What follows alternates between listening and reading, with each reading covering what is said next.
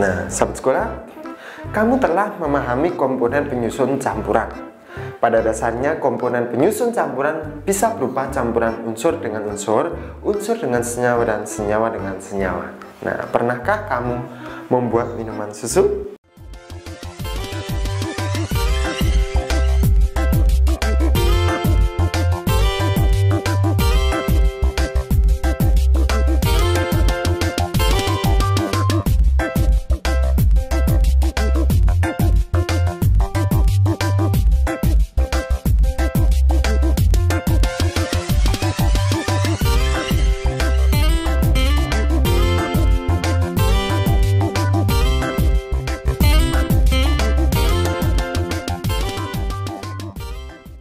Oke sahabat sekolah, hari ini kita akan belajar bersama. Kak Dimas akan sharing di materi pelajaran kelas 5 SD, tema 9 subtema 2 pembelajaran kelima.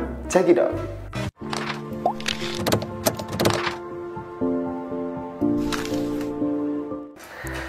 Untuk mengisi acara perpisahan dengan kakak kelas 6 Siti, Lani, Dayu, Udin, Edo, dan Beni akan menampilkan karya tari. Mereka semangat dan giat berlatih. Pada hari Minggu, mereka berlatih tari saman di rumah Siti. Mereka berlatih dengan panduan kaset CD player. Ayah Siti yang kebetulan pandai menari mendampingi Siti dan teman-temannya berlatih menari. Mereka berlatih dengan semangat dan gembira. Ibu Siti senang melihat semangat Siti dan teman-temannya dalam berlatih gerak tari. Ibu Siti menyiapkan minuman dan hidangan untuk Siti dan teman-temannya. Siti dan teman-temannya istirahat berlatih menari sambil menonton televisi. Kebetulan mereka melihat iklan sebuah produk vitamin yang berlatar belakang tari saman. Nah, berikut adalah iklan televisi yang dilihat oleh Siti dan teman-temannya. Sahabat sekolah, mari kita perhatikan iklan televisi yang dilihat Siti dan kawan-kawannya berikut ini. Nah, sahabat sekolah, iklan yang dilihat Siti dan teman-temannya berikut ini adalah iklan vitamin untuk kesegaran tubuh. Iklan tersebut memberikan informasi penting tentang vitamin, yaitu untuk kesegaran tubuh supaya lincah dalam bergerak dan beraktivitas. Vitamin juga menjaga metabolisme tubuh. Jadi dapat disimpulkan ya bahwa iklan pada gambar mengajak kepada khalayak umum untuk minum vitamin itu. Oke, lanjut. Nah, sahabat sekolah, iklan pasta gigi, iklan sampo, sirup itu tentu sering kamu lihat ya, baik melalui televisi maupun internet. Benda-benda di sekitarmu seperti ketiga barang tersebut merupakan benda ekonomi. Mengapa pasta gigi, sampo, sirup ini termasuk benda ekonomi? Coba kamu ingat, bukankah kamu membutuhkan ketiga benda tersebut dalam kehidupan? Bahkan setiap hari. Nah, itulah alasannya pasta gigi, sampo, dan sirup ini merupakan contoh benda ekonomi. Nah, sahabat sekolah, masih ingatkah kamu air sirup dan air kopi termasuk materi campuran? Ya, tentu kamu masih ingat bukan? Termasuk campuran heterogen atau campuran homogenkah air sirup dan air kopi? Ayo, masih ingat? Mari kita amati kembali. Yang pertama, nomor 1, air sirup. Air sirup merupakan campuran atas 3 materi, yaitu apa saja? Zat benda tunggal, yaitu air mineral, kemudian gula, dan yang ketiga yaitu sari buah, tergantung rasanya, sari buah stroberi, framboos, apel, leci, dan lain-lain. Nah, perhatikan ya sahabat sekolah campuran ketiga zat tersebut. Nah, setelah dicampur menjadi air sirup, ketiga zat tadi yaitu air mineral, gula, dan sari buah itu tidak dapat dipisahkan lagi alias larut. Artinya ketiga zat itu telah tercampur sempurna. Nah, jadi air sirup tersebut materinya yaitu campuran homogen. air sirup, yaitu campurannya homogen karena tercampur dengan sempurna gitu. Nah, sahabat sekolah, kemudian yang kedua yaitu air kopi. Nah, air kopi bubuk ini merupakan campuran atas 3 materi, sama dengan air sirup tadi 3 ya, tapi materinya beda. Itu campuran 3 benda tunggal, yaitu air mineral, gula, dan serbuk kopi. Air mineral, gula, dan serbuk kopi. Nah, perhatikan campuran ketiga zat tersebut setelah dicampur menjadi air kopi.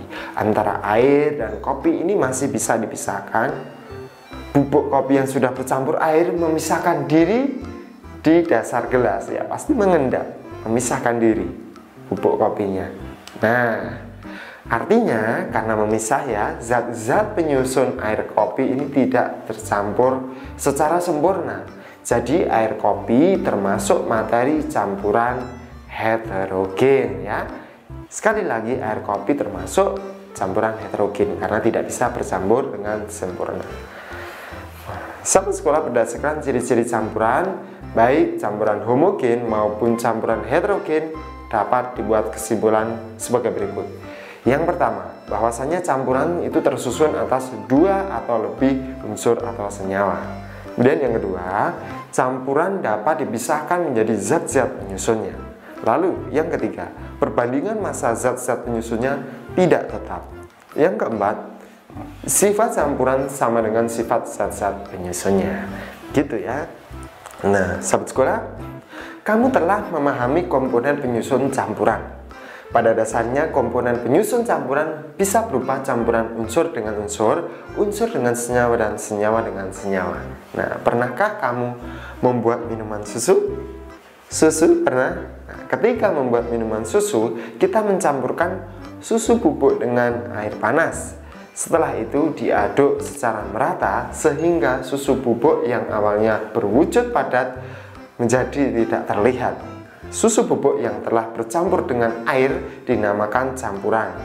Jadi, campuran dapat didefinisikan sebagai materi yang terdiri atas 2 zat atau lebih. Saya ulangi, campuran dapat didefinisikan sebagai materi yang terdiri atas 2 jenis zat atau lebih.